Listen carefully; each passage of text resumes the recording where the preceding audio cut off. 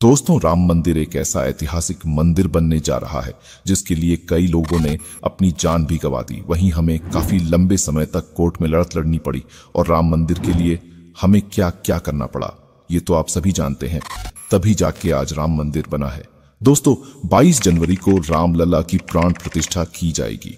दोस्तों, देश में श्री राम जन्मभूमि मंदिर में भगवान राम के अभिषेक समारोह की खुशी और उत्सुकता का इंतजार किया जा रहा है।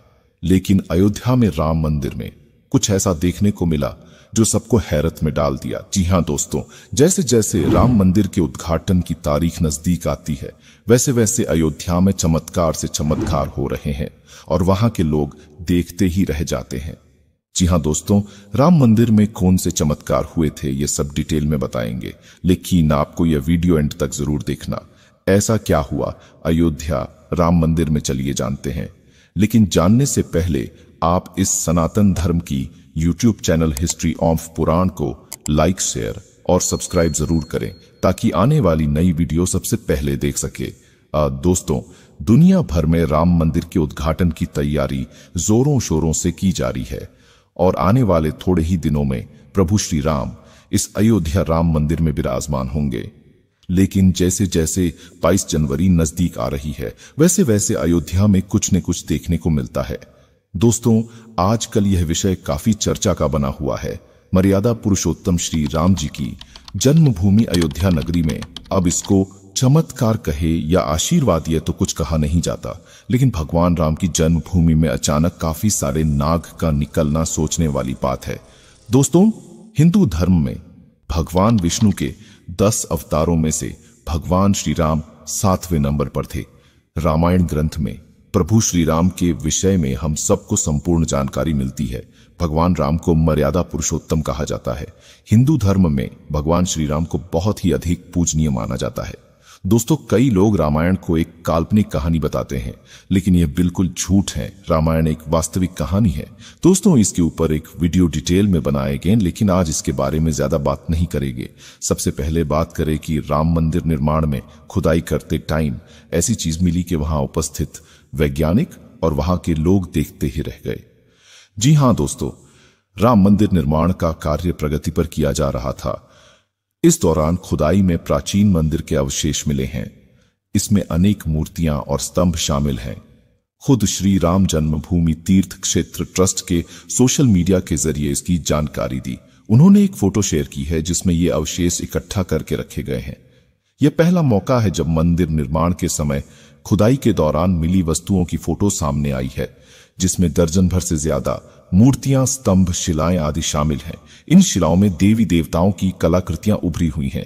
फोटो में मंदिरों में लगने वाले स्तंभ भी नजर आ रहे हैं। बताया जा रहा है कि खुदाई के दौरान मिले इन अवशेषों को रामलला के भव्य मंदिर में श्रद्धालुओं के दर्शन के लिए रखा जाएगा। सबसे पहले अयोध्या नगरी में आए थे गिद्धों का झुंड, उसके बाद आए बंदर का काफिला, उसके बाद ये ढेर सारे नाग देवता। दोस्तों, अब बात करेंगे कि अयोध्या में निकले काफी सारे नाग देवता के बारे में। दोस्तों, आप कहेंगे कि रामायण और नाग देवता से क्या कनेक्शन है? दोस्तों, सब जानेंगे, लेकिन आप वीडियो की एंड तक बने रहना, सब बारीकी से बताएंगे। दोस्तों, आमतौर पर नाग देवता का नाम सुनते ही मन में डर पैदा होने लगता है, लेकिन हिंदू धर्म में नाग को पूजनीय माना गया है। भारत में प्राचीन काल से ही नागों की पूजा की जा रही है। सावन माह के शुक्ल पक्ष की पंचमी तिथि पर नाग पंचमी मनाई जाती है। दोस्तों, कुल 5 प्रमुख नाग देवता होते हैं। शेष नाग, वासुकी नाग, तक्षक नाग, करकोटक नाग और पिंगला नाग है। इन 5 प्रमुख नागों की वजह से ही नाग देवता कहलाते हैं। शास्त्रों के अनुसार शेष नाग को ब्रह्मांड का पहला नाग माना गया है। कहते हैं पृथ्वी शेषनाग के सिर पर ही टिकी हुई है। महाभारत ग्रंथ के अनुसार शेषनाग त्रेता युग में लक्ष्मण और फिर द्वापर में बलराम जी के रूप में अवतरित हुए थे। इन्हें भगवान विष्णु का परम सेवक माना जाता है। धार्मिक मान्यता है कि शेषनाग के हजारों सिर है जिसका कोई अंत नहीं, इसलिए इन्हें अनंत भी कहा जाता है। शेषनाग कश्यप, आर्ष की पत्नी कद्रू के सबसे बढ़ते पराक्रमी नागराज हैं। दोस्तों, वासुकी को ही रस्सी बनाकर सुमेरु पर्वत के चारों ओर लपेटकर सागर का मंथन किया। वासुकी नाग शिव जी के परम सेवक हैं। तक्षक को नाग वंश में सबसे खतरनाक नाग माना जाता है।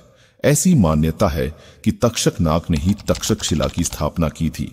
तक्षक नाग के डसने पर राजा परीक्षित की मृत्यु हुई थी, जिसका बदला लेने के लिए उनके पुत्र जन्मेजय ने नाग जाति का नाश करने के लिए नाग यज्ञ करवाया था।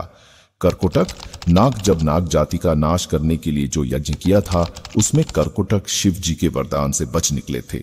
यज्ञ के दौरान करकोटक ने शिव जी की स्तुति की थी।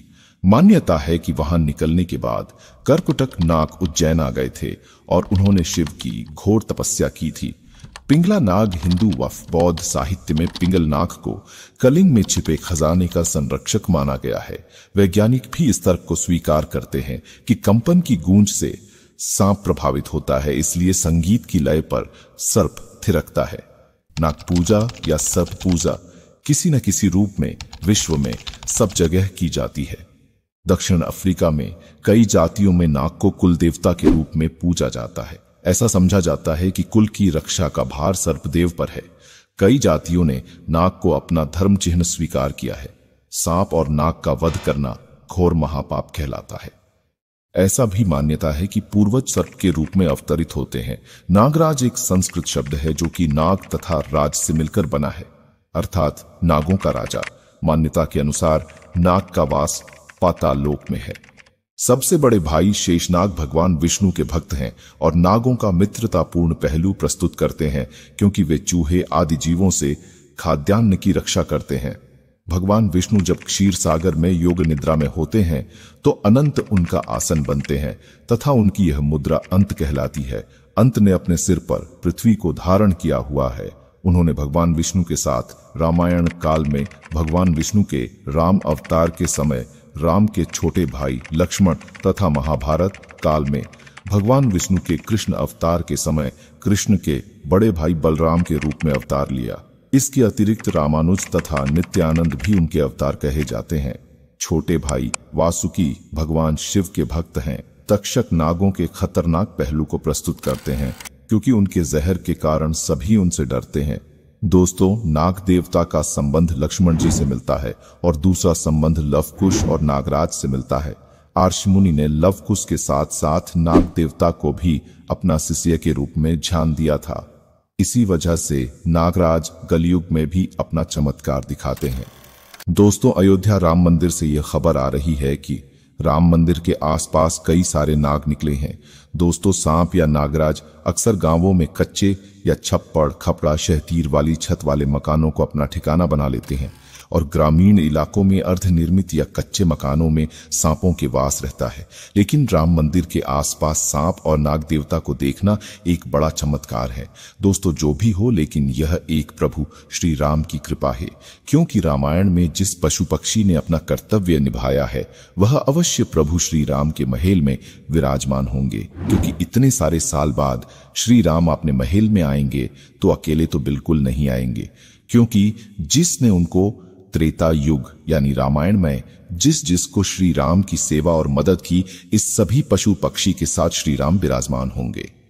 दोस्तों, आने वाली 22 जनवरी 2024 को अयोध्या नगरी में प्राण प्रतिष्ठा होगी और इसमें मुख्य रूप से खबर यहां आ रही है कि इसमें प्रधानमंत्री नरेंद्र मोदी, मुख्यमंत्री अमित शाह जी और योगी जी जैसे कई नेता उपस्थित रहेंगे। साथ में धार्मिक मान्यताओं का पोषण करने वाले वैदिकों को भी शामिल होंगे। अयोध्या इस वक्त विश्व का मानक बना हुआ है। अब इस वक्त वैश्विक स्तर पर लोग अयोध्या को देखने के लिए आतुर हो रहे हैं।